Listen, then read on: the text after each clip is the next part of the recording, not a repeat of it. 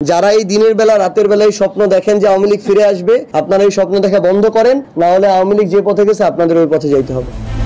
আওয়ামী লীগের ফিরে আসা মানেই অভ্যুত্থান মিথ্যা, আন্দোলন মিথ্যা। বাংলাদেশের মানুষ সেই সুযোগ কাউকে দিবে না। যারা ভাবছেন আওয়ামী লীগ আবার ফিরবে, তারা এই স্বপ্ন দেখা বন্ধ করুন, না হলে তাদের পরিণতিও একই পথে হবে যে পথে আওয়ামী লীগ গেছে। 7 অক্টোবর রাতে চাঁপাইনবাবগঞ্জে এক সভা শেষে সাংবাদিকদের সঙ্গে প্রেস ব্রিফিংয়ে এমন হুঁশিয়ারি বার্তা দিয়েছেন এনসিপির উত্তরাঞ্চলের মুখ্য সংগঠক সার্জিস আলম। এ সময় ভবিষ্যতের বাংলাদেশ নিয়ে নিজের অবস্থান জানিয়ে এনসিপির এই নেতা বলেন, আমরা কাউকে শেখ হাসিনা বা নতুন স্বৈরাচার হতে দেব না। কেউই যেন ফ্যাসিস্ট রাজনীতির পুনরাবৃত্তি করতে না পারে, সেজন্যই এনসিপি কাজ করছে। দলের সাংগঠনিক কার্যক্রম প্রসঙ্গে সার্জিস জানান, নভেম্বরের মধ্যেই জেলা, উপজেলা ও ইউনিয়ন পর্যায়ে পূর্ণাঙ্গ কমিটি গঠনের লক্ষ্য নিয়ে কাজ করছে এনসিপি। আর যদি ফেব্রুয়ারিতেও নির্বাচন হয়, তাহলে সংগঠনের শক্তির জোরে এনসিপি সরকার গঠন কিংবা শক্তিশালী বিরোধী দলের ভূমিকায় লড়বে।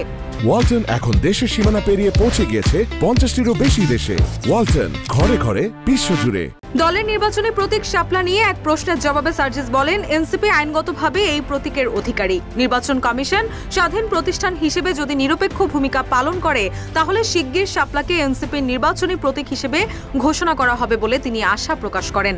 যদি তা না হয় এবং নির্বাচন কমিশন যদি কারো দ্বারা প্রভাবিত হয়, তাহলে নির্বাচন কমিশন নির্বাচন করার গ্রহণযোগ্যতায় হারিয়ে ফেলবে।